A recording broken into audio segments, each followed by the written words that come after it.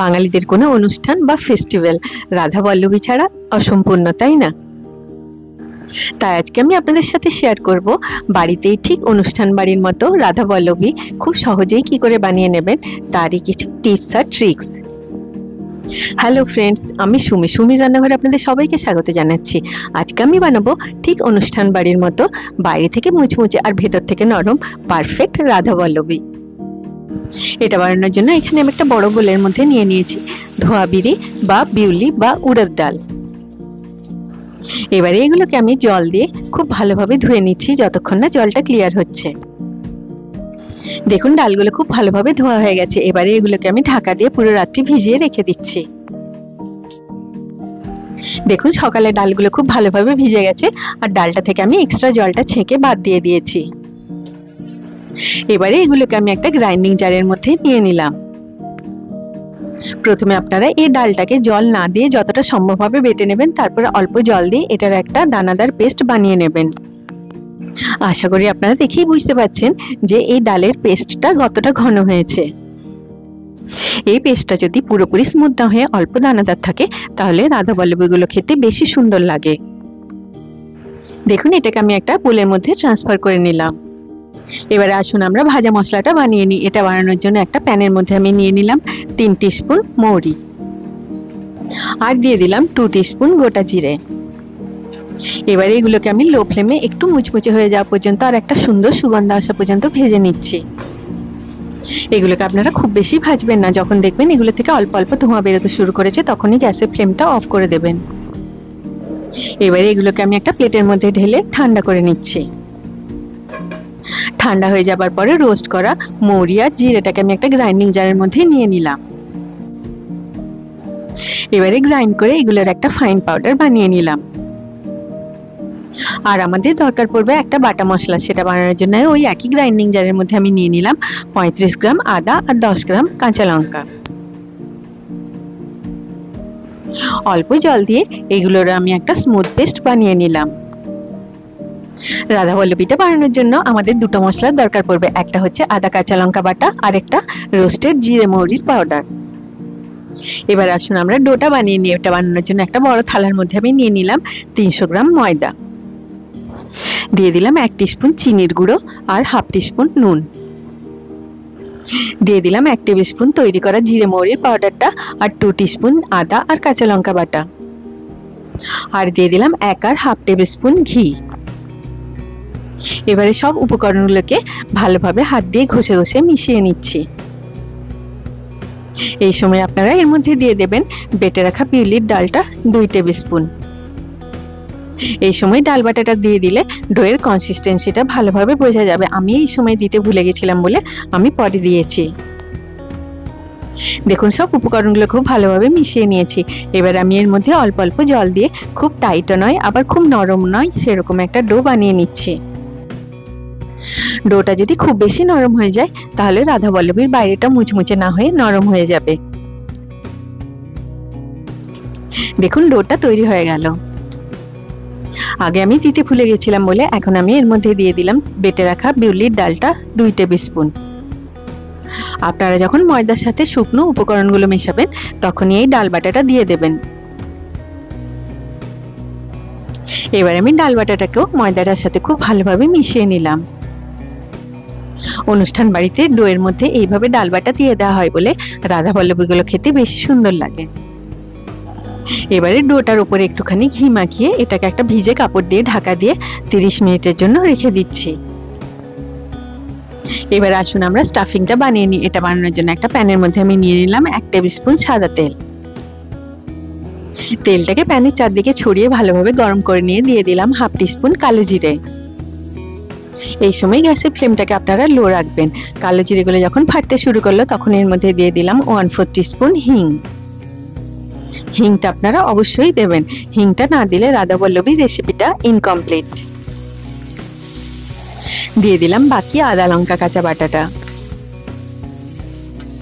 এবারে এটাকে আমি লো ফ্লেমে কন্টিনিউয়াসলি নাড়াচাড়া করে ভেজে নিচ্ছি যতক্ষণ না এটার কাঁচা গন্ধটা চলে গিয়ে এটা থেকে একটা সুন্দর সুগন্ধ আসছে। দেখুন মশলাটা খুব সুন্দরভাবে ভাজা হয়ে গেছে। এবারে আমি এর মধ্যে দিয়ে দিলাম স্বাদ মতো নুন। নুনটা আপনারা একটুখানি দেখে দেবেন, কারণ আমরা ডোটা বানানোর সময়তেও নুন দিয়েছিলাম। নুনটাকে মশলার সাথে খুব ভালোভাবে মিশিয়ে নিয়ে দিয়ে দিলাম 1 টিস্পুন চিনির পাউডার। চিনিটাকে মশলার সাথে কয়েক সেকেন্ড ভেজে নিলাম যাতে এটা একটুখানি ক্যারামেলাইজ হয়ে যায়। এবারে এর মধ্যে দিয়ে দিলাম বাকি বেটে রাখা বিউলির ডালটা। আমার আজকের রেসিপিটি যদি আপনাদের ভালো লাগে আপনারা নিশ্চয়ই লাইক করবেন। আপনাদের লাইক আমাকে মোটিভেট করে আরো বেশি ভিডিও বানানোর জন্য। এবারে সব উপকরণগুলোকে মিশিয়ে নিয়ে লো টু মিডিয়াম ফ্লেমে এটাকে আমি ভেজে নিচ্ছি যতক্ষণ না বিউলির ডালটা থেকে কাঁচা গন্ধটা চলে গিয়ে একটা সুন্দর সুগন্ধ আসছে। দেখুন বিউলির ডালটা প্যানটা ছাড়তে শুরু করেছে আর এটা থেকে খুব সুন্দর একটা সুগন্ধও আসছে। এবার এর মধ্যে দিয়ে দিলাম বাকি মৌরি আর জিরের পাউডারটা। সব উপকরণগুলোকে আরো একবার খুব ভালোভাবে মিশিয়ে নিলাম। এই সময় এটাকে আর ভাজার দরকার নেই, কারণ মৌরি আর জিরেগুলোকে আমরা আগেই রোস্ট করে নিয়েছিলাম। দেখুন স্টাফিংটা রেডি হয়ে গেল। 30 মিনিট পরে দেখুন ডোটা রেডি হয়ে গেছে। এটাকে আমি আরো 2 মিনিটের মতো ভালোভাবে থেসে থেসে মেখে নিলাম। এবারে এই ডোটা থেকে এরকম বড় সাইজের লেচি কেটে নিলাম। লেচিগুলোকে হাতের মধ্যে নিয়ে একটু প্রেসার দিয়ে এরকম গোল শেপের করে নিলাম। দেখুন সব লেচিগুলো রেডি হয়ে গেল। এবারে স্টাফিংটাকে হাত দিয়ে এইভাবে মেখে একটা ডোয়ের মতো করে নিলাম। এই রাধাবল্লভী নামটা এসেছে ভগবান কৃষ্ণ আর রাধার নাম থেকে। বলা হয় যে রাধাবল্লভীটা বানিয়ে প্রথম দেয়া হয়েছিল ভগবান কৃষ্ণকে। এবারে এই স্টাফিংটা থেকে এরকম ছোট ছোট বলস তৈরি করে নিলাম। আপনারা এই স্টাফিং বলগুলোর সাইজ এমন ভাবে করবেন যাতে ময়দার লেচিগুলোর মধ্যে এগুলো ভালোভাবে ফিট হয়ে যায়। দেখুন এই একইভাবে আমি সব স্টাফিং বলস গুলো রেডি করে নিলাম। এবার একটা ময়দার লেচি নিয়ে এরকম একটা বাটির শেপ দিয়ে দিলাম। এবারে ঠিক মাঝখানটাতে একটা স্টাফিং বল রেখে সব কিনারাগুলো একসাথে নিয়ে এসে এটাকে আবার একটা গোল লেচির আকার দিয়ে দিলাম।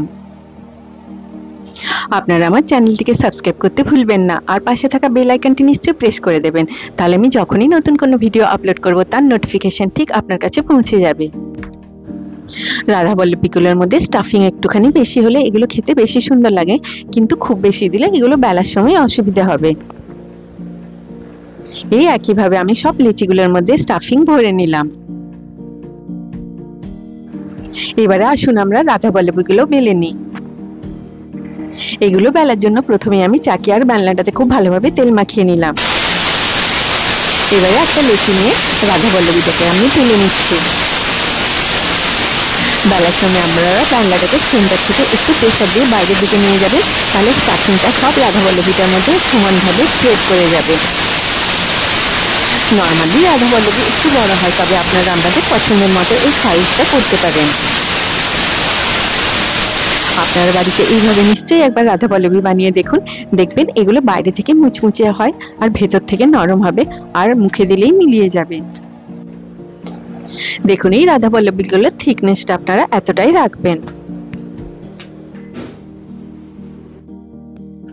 এই একইভাবে আমি সব রাধাবল্লভীগুলোকে বেলে রেডি করে নিলাম।